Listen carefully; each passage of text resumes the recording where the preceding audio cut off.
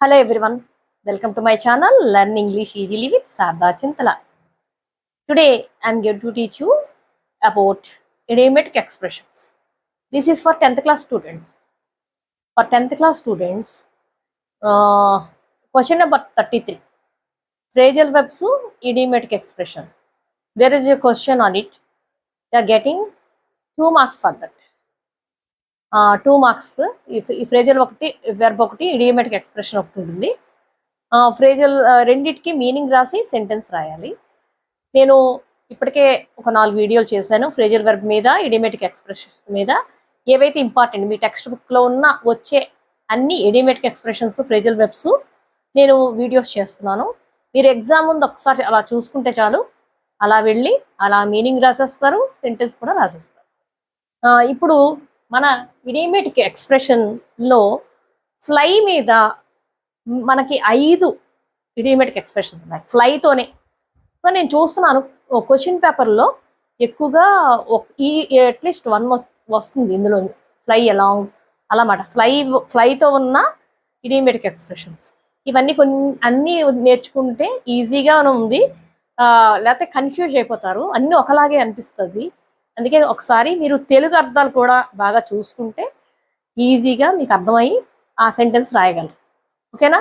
ఇప్పుడు నేర్చుకుందామా ఫ్లైతోని ఇడియోమేటిక్ ఎక్స్ప్రెషన్స్. చూడండి, fly a flag. Fly a flag తెలుసు కదా మీకు.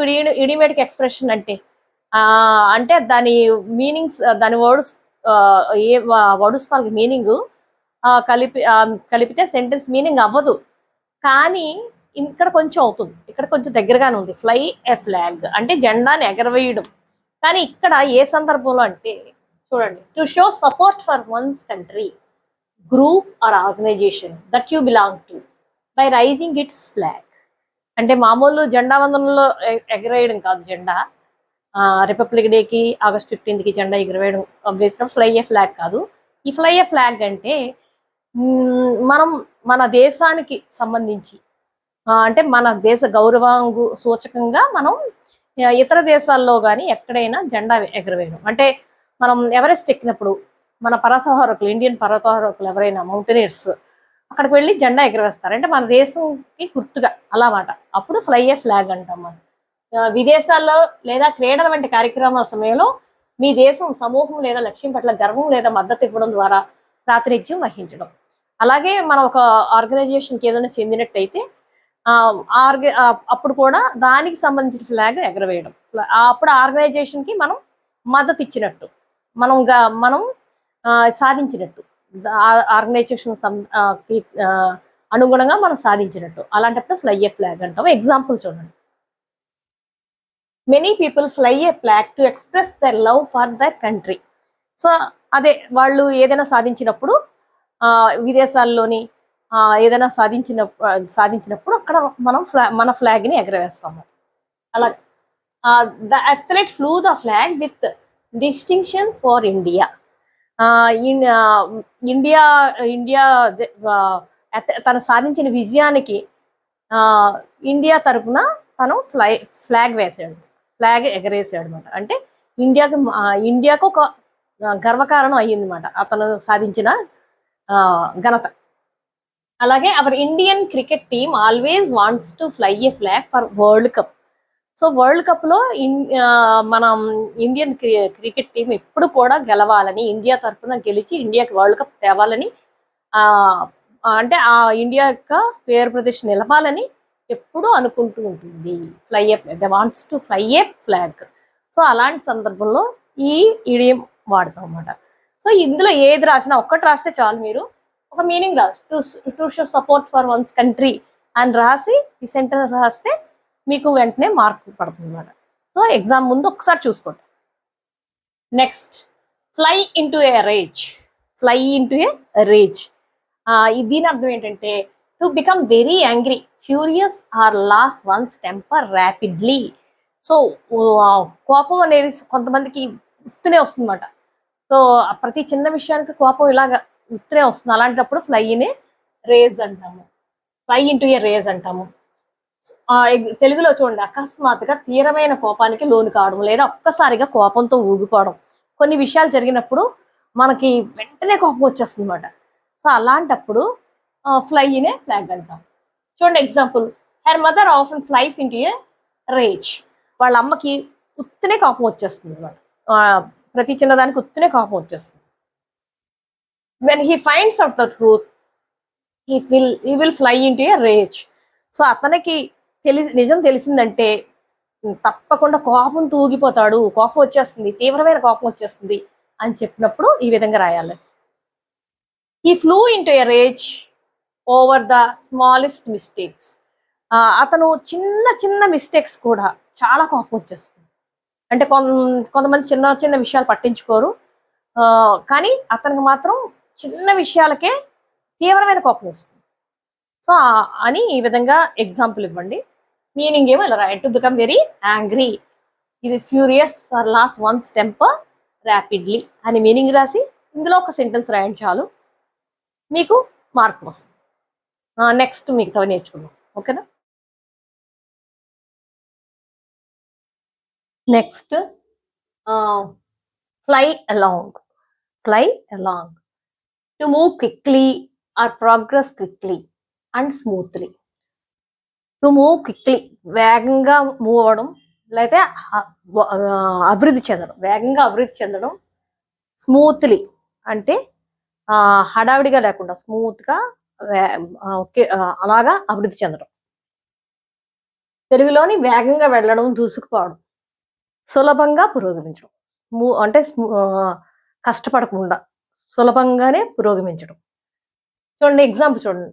The birds were flying along the river. Birds river వైపు అలాగా ఎగురుతూ వెళ్తున్నాయి అని. The new high speed train really flies along the track. ఇక్కడ దూసుకుపోవడం ఏంటంటే కొత్తగా హై స్పీడ్ ట్రైను చాలా ఫాస్ట్గా ట్రాక్ మీదుగా వెళ్తుంది అని. The project is flying along now that we have hired more staff. ఇప్పుడు ప్రాజెక్ట్ చాలా ఫాస్ట్గా పూర్తవుతుంది, ఎందుకంటే మేము ఎక్కువ మంది స్టాఫ్ని వేసుకోవడం వల్ల అని అర్థం అన్నమాట. ఎక్కువ మంది స్టాఫ్ ఎక్కువగా చేస్తారు, ఫాస్ట్గా చేస్తారు కాబట్టి ప్రాజెక్టు చాలా ఫాస్ట్గా దూసుకుపోతుంది. The car really flies along the highway. Car నిజంగా దూసుకుపోయి వెళుతుంది అన్నమాట, హైవే మీదకి దూసుకుపోయి వెళుతుంది అని అర్థం. సో మీరు ఏదొక ఈ మీనింగ్ రాసి to move quickly or progress quickly అని రాసి ఒక సెంటెన్స్ రాయండి, ఓకేనా. Next fly high. Fly high అంటే పైకి ఎగరడం కాదు, ఏంటంటే టు బి వెరీ సక్సెస్ఫుల్,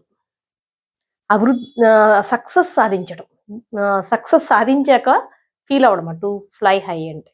అలాగే to feel proud of success, success సాధించాక ఆ విజయాన్ని ఫీల్ అవ్వడాన్ని ఫ్లై హై అని అంటామన్నమాట. చూడండి, అత్యంత విజయవంతం కావడం, బాగా ఏదైనా ఒక అద్భుతంగా విజయం సాధిస్తే కూడా ఫ్లై హై అంటాము. అలాగే ఆ ఫీలింగ్ కూడా, అది ఆ విజయాన్ని సాధించాక మనకు వచ్చే ఫీలింగ్ని కూడా ఫ్లై హై అని వాడతామండి. చూడండి, ఒక వ్యక్తి లేదా సంస్థ తన రంగంలో అద్భుతమైన ప్రగతి సాధిస్తున్నప్పుడు, గొప్ప గుర్తింపు పొందుతున్నప్పుడు ఉపయోగపడుతుంది. ఎగ్జాంపుల్ చూడండి. After years of hard work their business started to fly high. So చాలా ఏళ్ళు హార్డ్ వర్క్ చేసిన తర్వాత నౌ వాళ్ళ బిజినెస్ ఎలా ఉంది, అభివృద్ధి చెందుతుంది బాగా. She was flying high after winning the context. So తను చాలా ఆ విజయాన్ని ఫీల్ అవుతుంది, ఆ కాంటెక్స్ట్లో గెలిచిన తర్వాత తను అలాగా ఆ విజయాన్ని అనుభూతి చెందుతుంది బాగా. I have been flying high since I got rank in MBBS. So MBBS rank వచ్చిన దగ్గర నుంచి కూడా నేను చాలా ఫీల్ అవుతున్నాను, హ్యాపీ ఫీల్ అవుతున్నాను, విజయవంతమైన ఫీలింగ్ నాకు ఉంది. He worked hard for years and now his career is flying high. So చాలా రోజులు అతను కష్టపడి పనిచేశాడు, చేసిన తర్వాత ఇప్పుడు అతని కెరీర్ ఫ్లయింగ్ హై, అభివృద్ధి చెందుతూ ఉంది అని ఆ అర్థంలో వాడతాం అన్నమాట. మీరు ఈ సెంటెన్స్ రాసి ఒక మీనింగ్ రాసి సెంటెన్స్ రాయండి. నెక్స్ట్ ఇంకోటి నేర్చుకోండి. Next fly the coop. Fly the coop అంటే ఏంటి? To escape from somewhere you are not free to live. అంటే నువ్వు తప్పించుకోవడానికి వీలుగా లేని పరిస్థితిలో ఉన్నప్పుడు తప్పించుకోవడం. ఇంకా to leave a place, home or situation suddenly, secretly or to escape.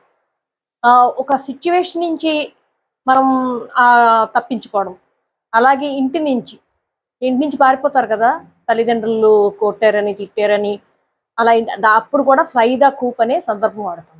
Fly the Koop అనే ఇడిమే వాడతాం ఆ సందర్భంలో. ఇంకా తెలుగులో ఏంటంటే రహస్యంగా పారిపోవడం, తప్పుకోవడం, కష్టమైన పరిస్థితుల నుంచి తప్పించుకోవడం. సో ఇలాంటివన్నీ ఫ్లై ద కూప్ అంటాం అన్నమాట. అంటే ఏదైనా కష్టమైన పరిస్థితుల నుంచి తప్పించుకోవడం ఒకటి, ఆ సిచ్యువేషన్ ఎదురైనా కూడా తప్పించుకోవడం ఒకటి, రహస్యంగా పారిపోవడం, ఇవన్నీ కూడా ఫ్లై ద కూప్. ఎగ్జాంపుల్స్ చూడండి. The suspect manage to fly the coop before the police arrived. ఆ సస్పెక్ట్ పోలీసులు వచ్చే ముందే తప్పించుకున్నాడు. సో మేనేజ్ చేశాడు, అంటే తప్పించుకొని పారిపోయాడని అర్థం. After years of arguing she finally flew the coop to start a new life. అంటే చాలా ఆర్గ్యుమెంట్ల తర్వాత తను అక్కడి నుంచి ఆ సిచ్యువేషన్ నుంచి తప్పించుకొని కొత్త లైఫ్ని తను స్టార్ట్ చేసింది అని అర్థం. He decided to fly the coop after fighting with his parents.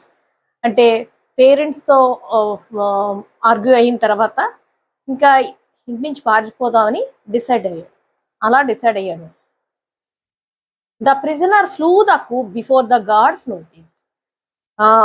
జైల్లో ఉన్న ప్రిజనర్ ఉంటాడు కదా, గార్డ్స్ నోటీస్ చేయకముందే తప్పించుకొని పారిపోయాడు. అది. సో ఇవి ఎగ్జాంపుల్స్.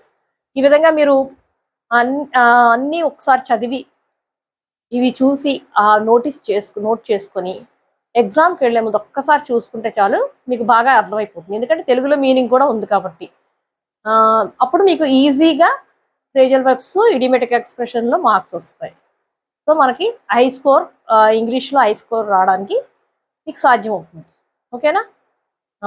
ఇంతవరకు నా ఛానల్ని సబ్స్క్రైబ్ చేయనట్లయితే please subscribe my channel learn English easily with Sharada Chintala.